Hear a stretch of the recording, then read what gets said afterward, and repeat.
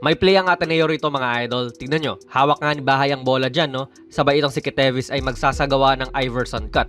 Mula sa isang side, pupunta lang siya sa kabilang side at gagamit ng screen. Kaya rin talaga Iverson cut ang tawag dyan kasi ito talaga ang play na ginagawa ni AI noong naglalaro pa siya. Si Iverson kasi superior offensive player talaga and dito ang may hawak ng bola ay hindi. More on depensa talaga kasi itong si Kitevis. Pero pwede niyang atakihin yan kung trip niya kasi play nga yan para kay Iverson eh. Though parte lang to sa sistema ni Coach Tab. Ang continuation ng play ay itong si Lazaro ay magbibigay ng screen naman kay Bahay para kunin muli ang bola. Ginagawa nila yan mga idol kasi posible kang makakita ng siwang sa depensa ng kalaban kung magkataon. For example, itong si Lazaro ay nalibre na ngayon dahil ini-screen na siya ni Porter. Usually si Amos yung dapat nasa posisyon ni Lazaro pero as you all know, nasa Taft na nga po ito ngayon. Kahit ibigay kay Lazaro yan, hindi naman din yan gaanong threat as compared kay Amos. And may plano rin talaga ang Lasal kung paano i-cover si Bahay. Tulad dito na ball screen action, pak! Biglang ganyang nag-hard show si Phillips. Isipin mo 6'8 player ang bilis tapos biglang gaganyan. Kaya hanap na lang kaagad si Bahay ng mapapasahan. Kita nyo mga idol na deliberate o sinasadya ng Lasal yan pag nasa ball screen action si Bahay. Nag-hard show siya para mataranta o kung hindi mataranta i-give up niya yung bola. Turnover pa to sa kanya.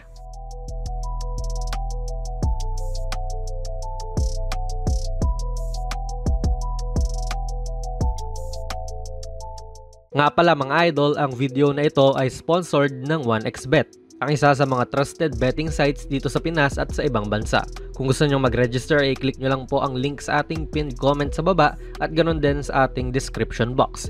I-type nyo na rin ang ating promo code na JONASPB at maaari kang makakuha ng up to 12,000 pesos na bonus points sa inyong unang deposit. Maaari kang mag-bet sa mga sporting events like NBA, UFC, Wimbledon at marami pa pong ibang sports. Siguraduhin lang syempre na maging responsable sa inyong pag-bet.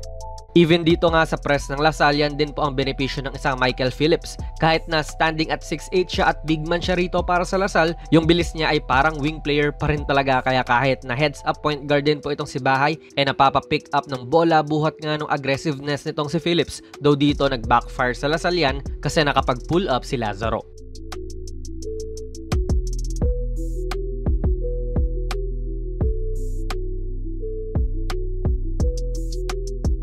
Makikita nyo rito muli mga idol na hawak ni Kitevis ang bola sabay may screen ulit si Lazaro para kay Bahay. Though may ball screen na naman in which ayan sinasalubong talaga ni Phillips itong si J-House dyan.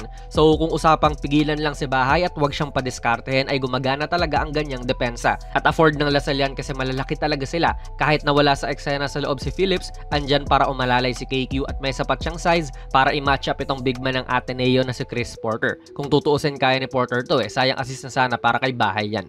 Kaya pinalitan agad si Bahay kasi hirap siyang dumiskarte.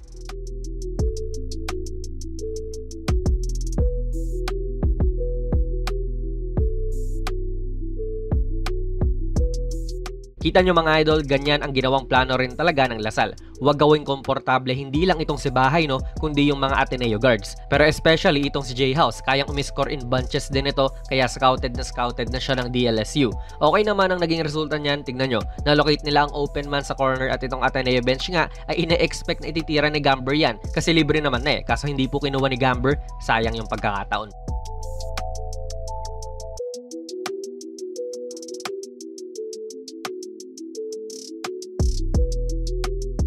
Kung gusto mo pa ng mga videos katulad nito, baka pwede kang mag-subscribe idol, palike na rin po ng ating video, nakakatulong to sa build up ng channel natin. Tignan nyo naman dito, umiba ang depensa ng Lasal. Actually feel ko nagkamali lang sila rito kasi si Mike Phillips andyan na sa ilalim. Walang nag-pressure kay Bahay at agad-agad naman niyang sinulit to. Buti mintes para sa Lasal. Tignan nyo kung gaano kadisiplinado ang Lasal din in terms sa depensa nila. Ganda ng communication.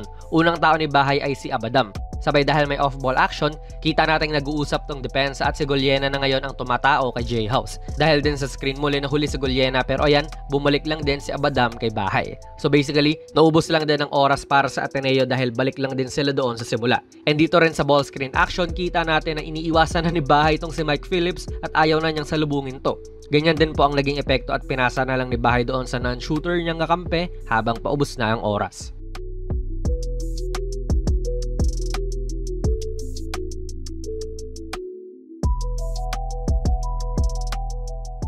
Bakit kamo ganun kabigat ang depensa kay Bahay? Kasi nga difference maker din siya sa parte ng Ateneo talaga. Kita nyo rito, walang blitz na ginawa ang Lasal and basically one-on-one lang sila ni Tony Ramiro. At ayan ang nagagawa niya, talagang nag-collapse sa kanya ang depensa at naging assist pa ito. Dito may trap muli ang Lasal, pinipilit nilang ikulong talaga si Bahay para hindi siya makadiskarte. At good looks ang nagagawa nito sa mga teammate niya. Pero sa laro na ito mga idol, ang Ateneo as a team ay tumira lang ng 14.8% sa tres. Alam nyo na yan mga idol, napakababa talaga niyan in any level of basketball. So ito ang isang bagay na dapat i-improve ng Ateneo. Kapag ginaganyan si Bahay, dapat sanayan nyo yung outside shooting nyo.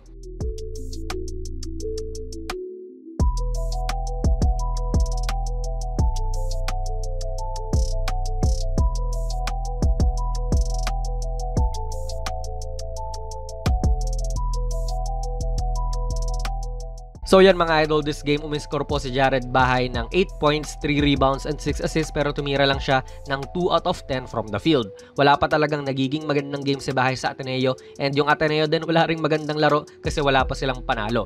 Ganda rin talaga ng ginawa ng Lasal kasi solid ang energy na binibigay ni Michael Phillips, and syempre maraming versatile defenders din talaga ang team nila. Pinangunahan naman ni na KQ at Phillips ang atake nila sa laro na ito. Si Kiambao, 13 points, 13 rebounds, and 7 assists, habang si Phillips naman ay 13 points din. Samahan mo pa yan ng 14 rebounds at 3 steals.